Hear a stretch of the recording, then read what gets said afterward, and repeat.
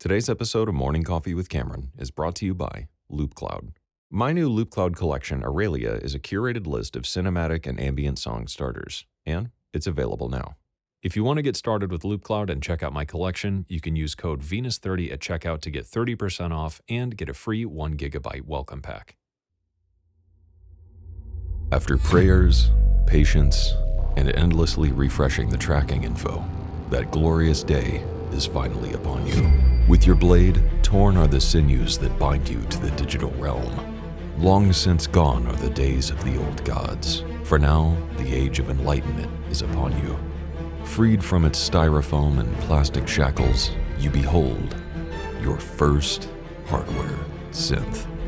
So, what now?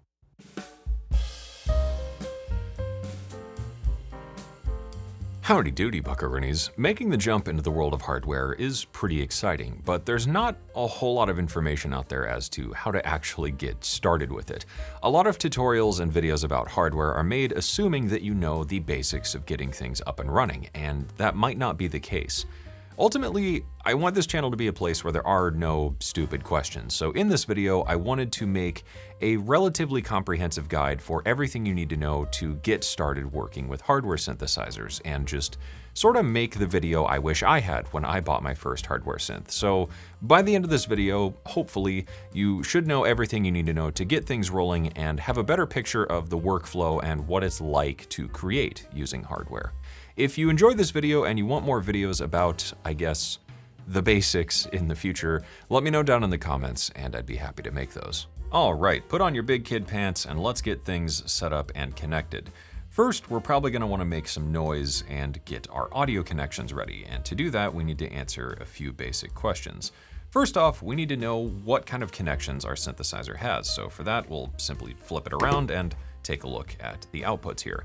In my case, I can see I have a left/mono output, a right output, and a headphone output. What outputs you have will depend on the synthesizer you're using, but from this I can understand I have a stereo output or just a single mono output, and a headphone output which is going to be stereo. Now that we know what kind of outputs we're working with, we need to use the appropriate cable to connect it to the audio interface. So how do we know what type of cable to use? With these connections, there are two types of cables to know about, balanced or unbalanced, and you'll need to check your synthesizer's manual because it will tell you if these outputs are balanced or unbalanced, and that will inform you which type of cable you need to use. If your synthesizer has balanced outputs, you'll need to use a TRS cable, which looks like this. It has a tip, a ring, and a sleeve. On the other hand, if your synthesizer offers unbalanced outputs, you need to use a TS cable, which looks like this. It just has the tip and sleeve. You can use a balanced cable in an unbalanced output, but not always. In some cases, it might result in a slight loss of volume, and it may result in no sound coming out at all because it can't make a good connection. On the inverse, you can use a unbalanced cable from a balanced output, but then you don't get any benefits of using the balanced connection like reduced noise and interference. As long as you're using a decent quality cable, there's not really much advantage to a balanced connection over an unbalanced connection, and you probably would never really notice the difference. In my case, this synthesizer has unbalanced outputs, so I'm going to use an unbalanced cable and plug that in to get it hooked up to the audio interface. With that hooked up, we can give things a quick play, and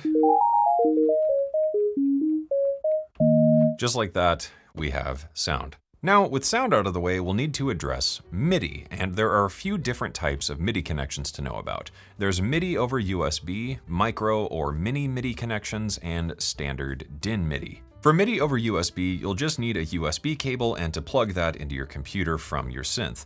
This is common on most newer synthesizers and is probably the easiest way to do things. Your synth probably even comes with a USB cable in the box, so you can use that and you're ready to rock and roll. For micro MIDI connections, you'll need to use an adapter like this one. This converts the TRS connection to a standard MIDI DIN cable, and then you can connect the DIN cable to your MIDI interface or audio interface. Do keep in mind that you'll need one cable for the input and one for the output, since MIDI flows both ways and does this over two separate connections, unlike MIDI over USB, where that single connection is bidirectional. Some newer audio interfaces use micro MIDI jacks as well, like my Arturia Audio Fuse, so you can get away with just a TRS cable or a pair of adapters connected by a standard MIDI DIN cable. Finally, for regular old MIDI DIN connections, you'll just need a pair of 5-pin MIDI cables. This synth here has standard MIDI DIN outputs, so I'm just going to use a regular old MIDI cable to get this connected. First off, I'm going to get the MIDI output here. That's going to go to the MIDI input on my computer and audio interface, and then I'm going to get my MIDI output from the interface and feed that into the MIDI input here on the synth. This way, everything is flowing both ways and everybody can talk to each other. If you're working in a situation where your audio interface doesn't offer any kind of MIDI connection and your synthesizer doesn't do MIDI over USB, you may need to pick up a MIDI interface, which looks like this. These are typically very cheap and you can find them for less than $50. If you need one, I've linked a couple recommendations down in the description. First up, we'll need to get MIDI going to and from the DAW so that the synth and the DAW can talk to each other. So in your DAW, you're going to need to go into the settings and make sure you've got your MIDI devices configured appropriately. In Bitwig, I'm just going to create an instrument track and set it to receive MIDI from my interface since my synth is connected to that. Now, we're going to want to send MIDI back to the synthesizer to make sure it can receive everything in the DAW. In Bitwig, I need to add a hardware instrument device just to make sure I'm sending out the MIDI information to the correct destination.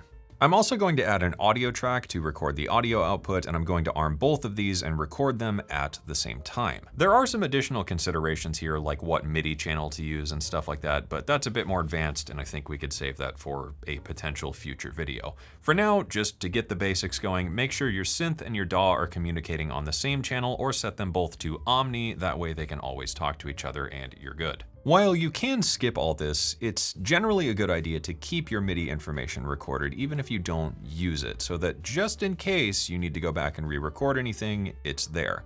As well, MIDI also offers some extra advantages, but we'll talk about that more in a minute. One other thing of note here is that if your synthesizer has any effects that are time-based like delay, or maybe you're using a patch with synced LFOs, it's a good idea to send the clock out to the synth along with the rest of the MIDI information.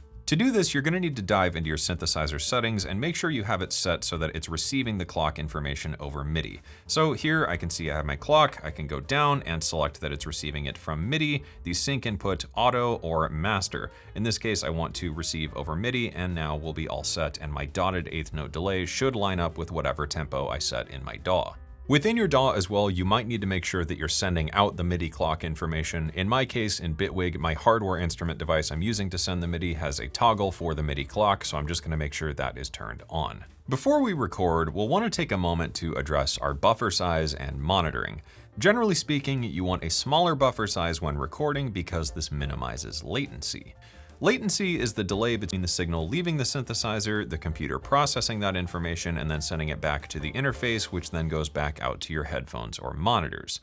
Small delays, like only a few milliseconds, are fine and generally not even noticeable, but higher latency can be a nightmare to work with because everything just always sounds out of time when you're performing it.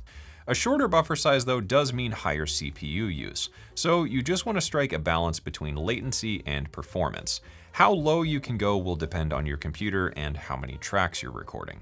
Another option would be to use direct monitoring from your audio interface. This is a live feed of what's going into the interface and it's zero latency. So in my case, I can do this with my AudioFuse Studio to get a direct feed of the synthesizer and hear everything exactly in real time. However, there is one disadvantage to this in that if you do things this way, you can't hear any effects you've applied to the track in the DAW and monitor with those. So how you want to go about doing things is up to you, and this may or may not be a disadvantage depending on what you're doing. With everything all set up, we're now ready to record. So for this, I'm going to arm a MIDI track in my DAW as well as an audio track to lay down the synth part.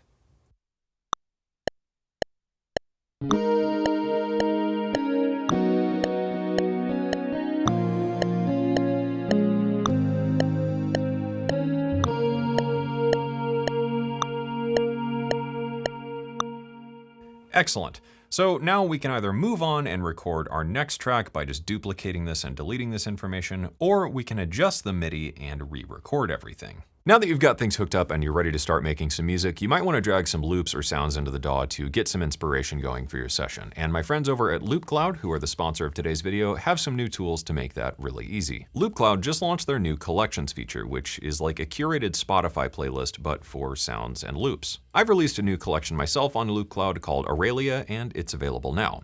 It features a selection of ambient and cinematic song starters from some of my favorite packs on Loopcloud. For my collection, I wanted to curate a list of sounds that can add that instant inspiration to get a session rolling and kick off ideas very quickly, or add that extra layer of finesse to something to take an idea and turn it into a finished track. Loopcloud makes it easy to audition any of these sounds live in your session with their plugin, which syncs to your DAW and automatically retimes any loops or one-shots to match up. And you can even combine and mix samples and add effects to create new loops and then drag them right into your session as ready-to-go sounds. The free Loopcloud Sample Manager can also automatically sort and tag your personal samples to help you organize and even rediscover those forgotten gems you've got floating around your drives. It even offers cloud storage, so you can back up your favorite sounds and kits to the cloud. If you want to check out my new collection, get a free 30-day trial and a free 1 GB welcome sound pack, you can use my link down in the description below. At this point, you may want to quantize your MIDI information to make everything in time, or at least nudge it more in time, and then re-record everything so that it's right on the grid.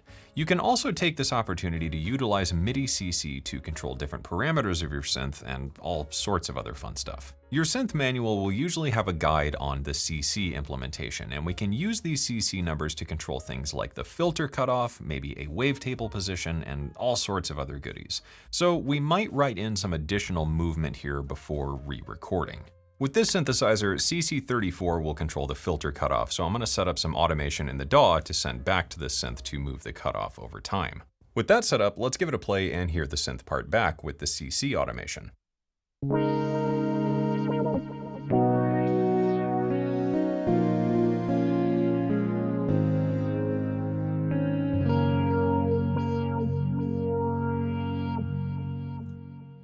As you could probably guess, this is a ton of fun and there's a lot you can do with this. With that done, I think it's time to celebrate and pour yourself a drink. You earned it, champ. You did the thing. You conquered the beast. You climbed the mountain. You did it. So cheers to you. Way to be. Damn, that's good. With all that set up, we can unarm the MIDI track and arm the audio track to go in and record our final synth part.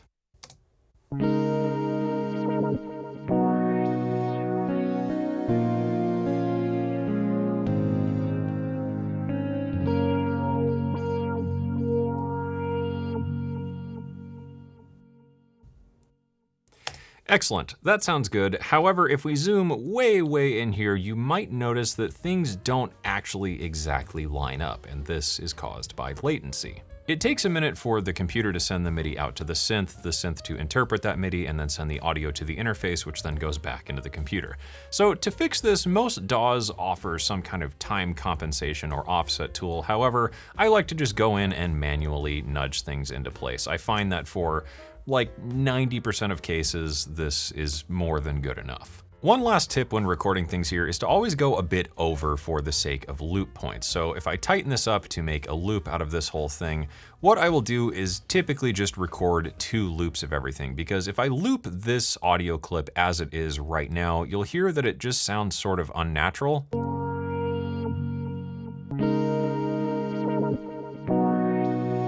Because we're starting at a point where things are already going, but we're ending while things are continuing, so it doesn't really sound natural. To get around this, I just record everything twice.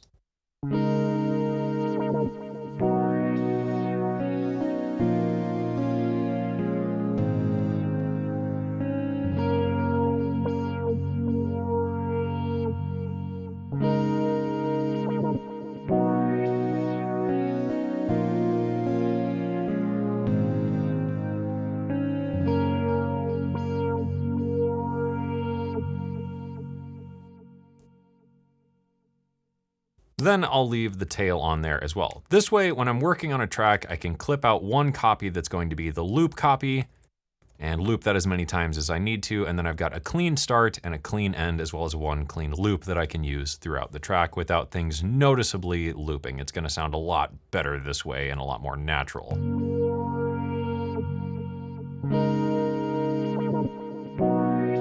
So that sounds pretty clean and should work way better. The only other thing to think about with this though is that if you have a particularly long and evolving patch, like a big drone or synth layer, you might need to just plan ahead and plan to record this all in one go.